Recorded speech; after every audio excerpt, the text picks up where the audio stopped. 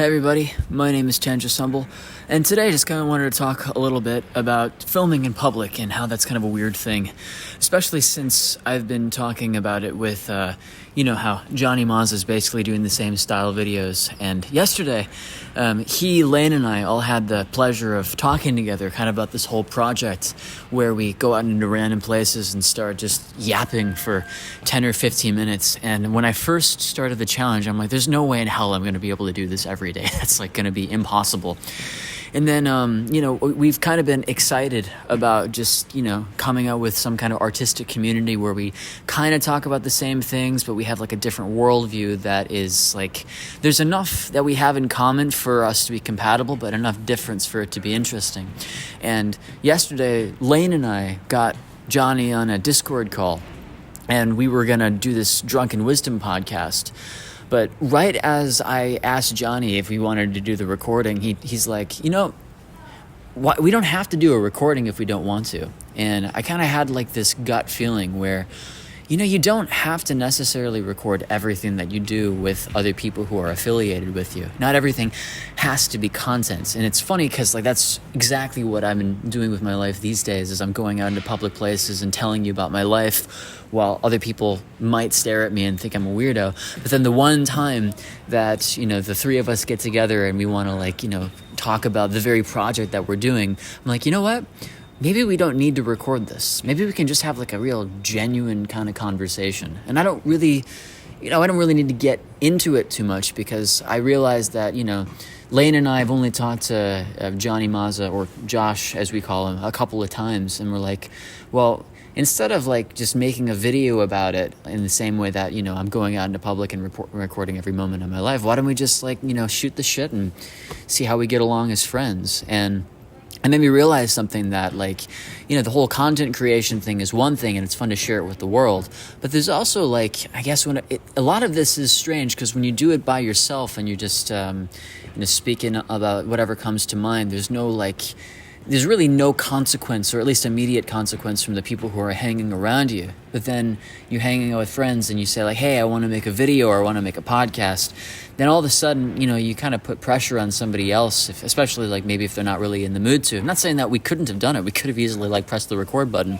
But in that moment, I'm like, nah, actually, there is a kind of a beauty in just sharing specific moments with other people and getting to know them in a more, I guess, intimate kind of way. And it's just such a strange contrast, man. But yeah, no, he's going out and doing these videos, and today he posted one about how he's going out into different alleyways in the middle of London, and then I think, what did he say? How I'm out in the middle of Tokyo in the street with all these people in the background, and I never really thought about how I'm actively trying to, get over my fear of speaking in front of folks. But that's certainly true. But I never really go out into alleyways or places where nobody's around. So today I was like, all right, Johnny, maybe I can go try at a place where there really is nobody and we can find a cool, peaceful spot. And ironically, as I come to this place, there's a father and his son playing basketball in the background. But the whole thing is the people who look at you when you're making these videos outside don't really ever say anything. And at the very most, you can look at their facial expressions and get the impression that they're maybe a little bit annoyed.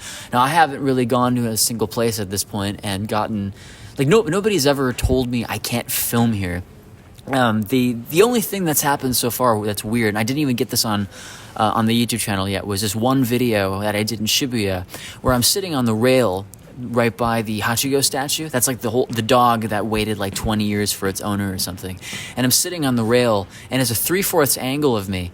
And the entire time as I'm sitting at that angle, I'm really anxious and thinking of what to say and the flow of the conversation. And I think subconsciously you start, I was rocking back and forth kind of like a person in an insane asylum, just like this.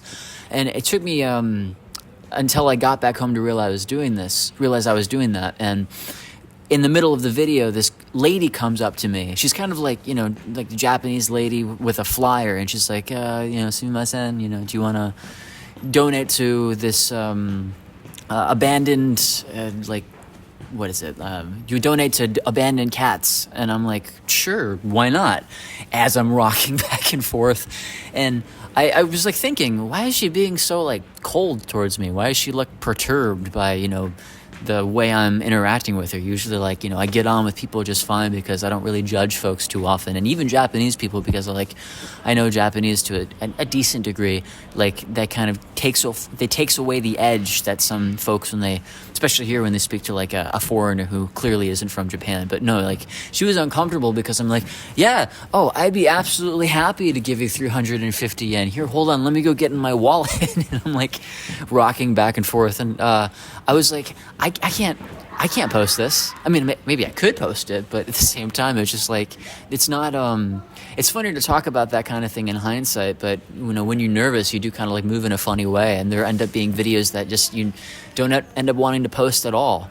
And it's not because of how other people thought about me in the moment, but it's just like, I don't really like the way that I was sitting in that particular video. That was kind of embarrassing. So I mean, it's like a learning process a little bit, but a lot of this is more about like being self-conscious. Like I made that choice because I didn't want to put a video on the internet of me rocking back and forth because I thought it was embarrassing, and not necessarily because I think other people are going to give a shit, which is like the whole, we care about how others are perceiving us out there in the world. And while that is a factor, I think that ultimately it's just your own insecurity that kind of fucks with you in a way where you want to be perfect, or you want to present yourself in a very specific way, and then you do something that's kind of like that flies in the face of that, and you feel completely embarrassed. But the other thing about all of this is just knowing how to develop a good flow of conversation. Like I've done a lot of podcasts, right? We were going to do that podcast yesterday, and I've always struggled with like someone else is speaking, right? And they're going on about some book that they might have read like a year ago, and they give this beautiful, eloquent summary about it that captivates you, and you're like, wow, this guy knows his shit. Then he stops talking, and you're like, oh wait, the microphone's still running, I have to talk now.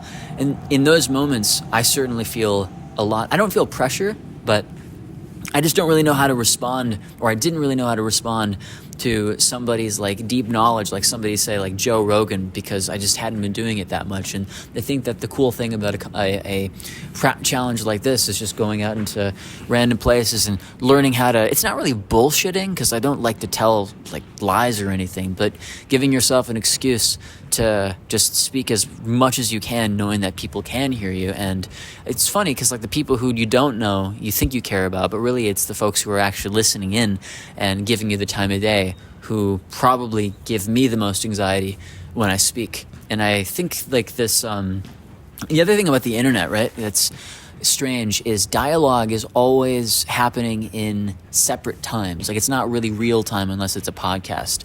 Like I hate to talk about the whole Johnny Mazza thing too much. I'm sorry, guys. I just like, he gave me the idea, and like I've been really excited about just going off about this for a long time. But just, I'm basically responding to one of his videos that he posted earlier today, and it's like, is that a conversation? Are we like, talking to each other? It's like the same thing as like YouTube comments, right? Where I'm not a huge fan of like how comments work. Now I'm cool with people expressing themselves and saying what they want. You're going to mostly get positive comments if you're like an authentic person on the internet. But like one of the things about YouTube comments that's always bothered me as a creator in particular is like you post something to the internet, you express yourself to the world, and maybe you put a lot of effort into it. And then a YouTube comment is like maybe the words that person says is valid, but there isn't the same amount of like artistic, effort that goes into there's no video editing involved. There isn't any visual editing. There's not really like it's comparing like a 3-dimensional medium to a 2-dimensional medium, I suppose. And they're just not really compatible. And then as the creator, you read a YouTube comment, you respond to them like, 2 hours, 3 hours later, but it's not like in the moment. And I think that like in the moment conversations are something that, we're all kind of deprived of, where everything is like a response to a response to a response to a response. And that's all fine and dandy and all. This is obviously a way more interesting way of doing it. But at the very least, like the skills that you can develop from a challenge such as this one is just to keep yapping, but get deeper into your thoughts and express them more succinctly so that the people around you actually want to listen. And I noticed that when I was talking with Lane and Josh last night, like, I feel a lot more comfortable speaking on the fly now than I did even like 2 or 3 weeks ago, because I've been constantly forcing myself to just, pick whatever thought comes to mind and then use whatever verbiage to express it to you all. It's just, a really cool skill. And the majority of my life, I'm always sitting around in my head just kind of dreaming and stuff, where the little voice, like the inner monologue, is always stronger than anything that I can actually voice. And I think that this challenge is like trying to really match whatever you're saying with whatever's inside your head. Now, if you don't have an inner monologue, I'd be curious to hear about that. I know that there are some folks who just don't ever have a voice in their head, and they somehow exist, which is really freaky to me. I have like one of the loudest inner monologues that a human being could probably have, because when I'm talking to other people, it almost feels like my brain still wants to have a conversation with me more than it does with the people around me. And that's always annoying. It's not something that I'm necessarily proud of, but when you're an introspective, like deep thinking kind of person, these kinds of things just, befall you all the time. And like maybe you give up, you're like, fuck, I can't listen to anybody today. I don't know how to relate to this person. I don't know how to, have a good discussion where we're having a back and forth and I'm not uncomfortable for once. And it's not even their fault, it's my fault. So those thoughts are just like sitting in the back of your conscience for the longest time, and nobody really talks to themselves. If maybe you do talk to yourself, and if you do, like, good on you, man. You've been developing this skill a lot longer than I have. I think we're on, today's January, is it January? I don't even know what the fuck the day is. It's like January 12th or something. And I feel very, very refreshed in a sense. But, most of the time we don't talk to ourselves. We have our inner monologues, but our inner monologues, like, are those really words, or are those just like feelings? And we kind of subconsciously know what we want to say because the origin of the thoughts is inside our head.